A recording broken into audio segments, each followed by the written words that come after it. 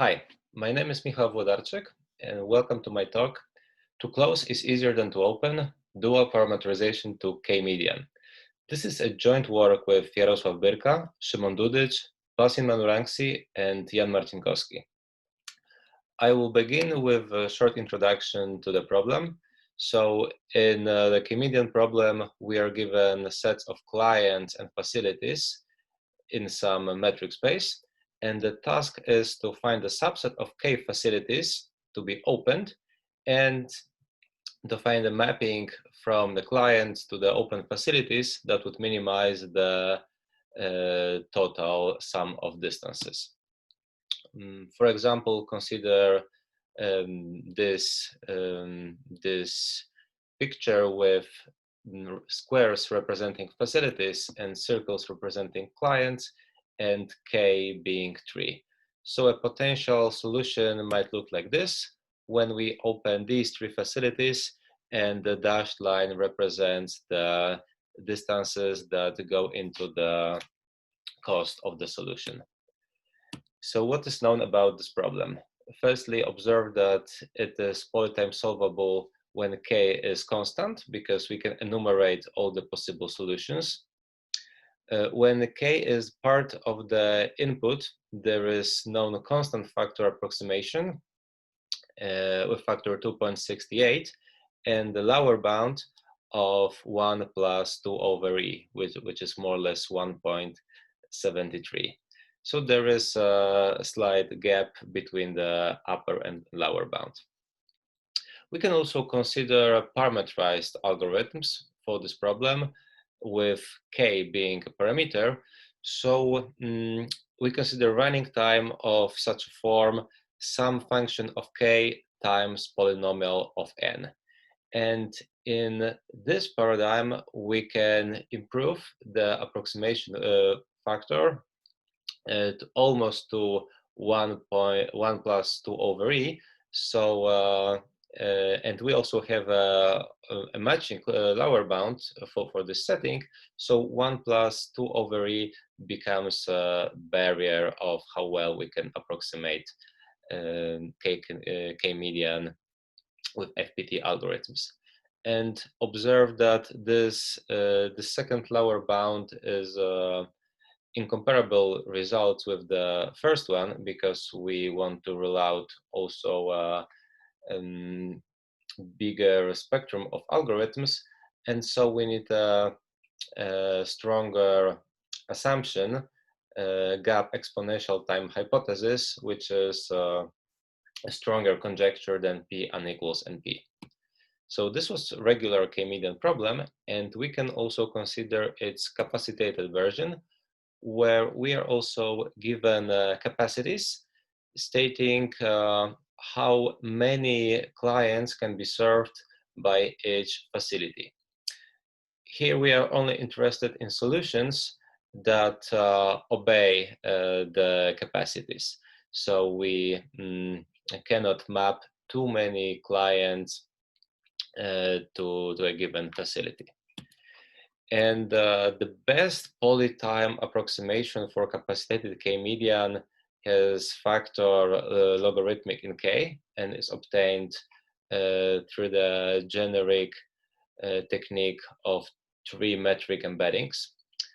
It is a big open problem to obtain a constant factor approximation, and we don't know any other lower bounds than the ones for the regular K-median. However, if we allow to violate the capacities slightly, so by a multiplicative factor 1 plus epsilon, then we can obtain a constant factor approximation. Again, if we allow algorithms parameterized by K, then we can improve the approximation factor, and here the improvement is quite dramatic, because we can improve the log K to a constant factor. We can summarize all these results with this table, where the first row gathers the polynomial time algorithms, and in the second row we see FPT algorithms parameterized by K.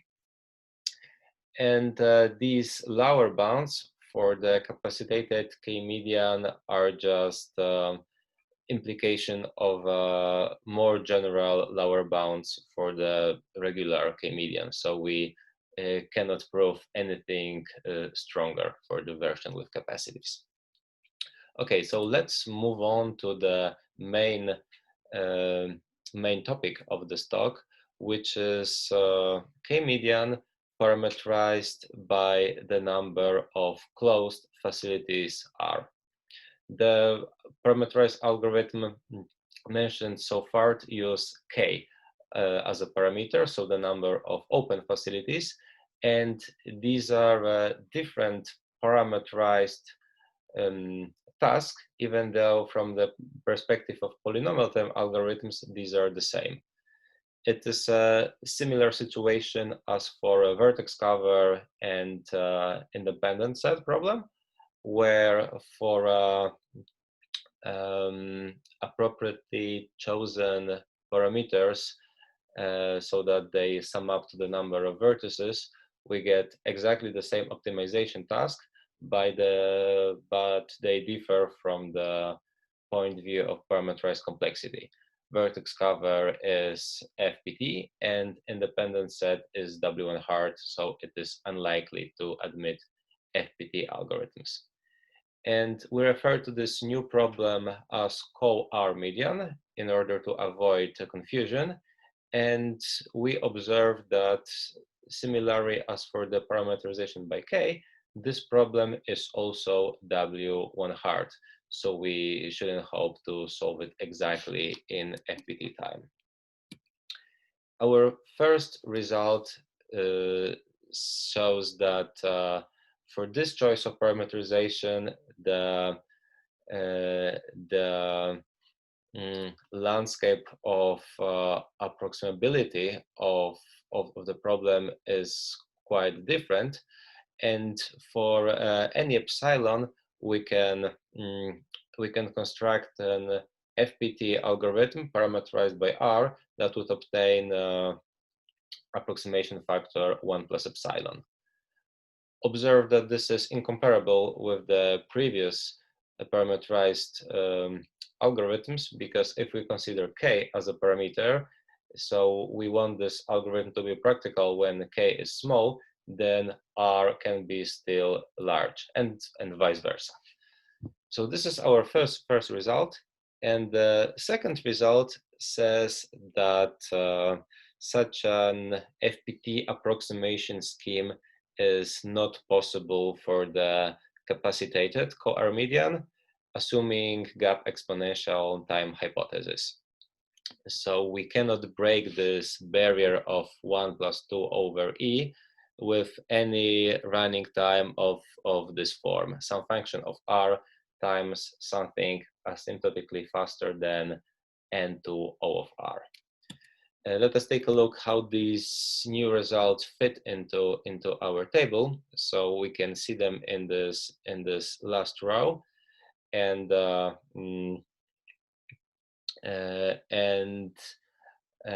what is interesting is that this is the first setting in which we have clear separation between capacitated K-median and regular K-median, because we really see that the capacitated problem is harder for this setting, and for these two settings we cannot rule out a situation that these problems are equally hard. We don't have lower bounds that would say that this is impossible. And all these lower bounds are obtained through reductions from the max cover problem. But here, for the first time, we take advantage of the capacities to make some gadgets that would be infeasible in the version without the capacities. So in the rest of the talk, I'm going to focus on this result, this FPT approximation scheme, and I'm going to sketch how this is obtained. So consider a situation in which all the facilities are open, and we have our metric space, and imagine there are some like clients between them, and we can divide the space into so-called Voronoi cells. So each cell is a set of clients for which this facility is the closest one. So if we open this facility, then this would be the choice of connection for all these clients. So what happens if we close some facilities? Suppose we close these two, so their Voronoi cells collapse, and these clients that are in this region, they are now part of a different Voronoi cell of this facility, and we can analyze how these clients gets transferred to different different open facilities, and we can observe that there are not too many transitions which are relevant. In particular, we call like such a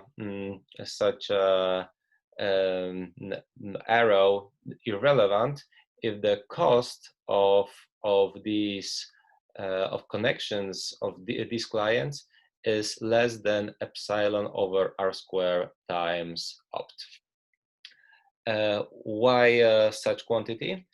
Because imagine that we reconnected these clients from its original choice of facility to this facility, and later we would like to also close this facility. So we would need again to reroute these clients, but because of the triangle inequality, we can guarantee that there will be some open facility nearby, and because such a situation would occur at most r square times, then such rerouting cost would impose additional cost of at most epsilon times opt. And since there will be at most r closed facilities, we can easily observe that there are at most r cubed over epsilon relevant open facilities, and we call this set epsilon support. This is these are the facilities that are relevant to the optimal solution. So how can we exploit this observation algorithmically? Suppose we have a partition of the set of facilities into two sets, A and B, so that the optimal closing set lies in the set A, and its epsilon support lies in the set B, and the rest of the facilities can be located arbitrarily. So if we are given such a partition, then we can find 1 plus epsilon approximation gridly, because we know that all the relevant open facilities are in the set B. So when choosing which facility to close in the set A, we only need to consider rerouting cost to the facilities in B, and we are never going to close any of them. And because of the argument from the previous slide, even if we make some inaccurate calculations here, then this would incur at most epsilon times of additional cost. So this part of the algorithm works in polynomial time, and the bottleneck is finding such a partition A and B. But observe that we have at most r cube over epsilon times r facilities for which we care where they are located. So we can find such a partition by just tossing a coin for each facility independently and then deciding on which side it would go. And by choosing the coin bias in the right way, so the probability of a facility ending in the set A or B, we can obtain a probability of success of 1/2 times r times log r over epsilon. So by repeating this procedure 2 to r log r over epsilon many times, we obtain a constant probability of success. And we can de-randomize this algorithm using color coding theory. Such a technique that we want to separate elements of some set into a bounded number of subsets so that some unknown set of elements would be nicely partitioned is quite common in the theory of parameterized complexity.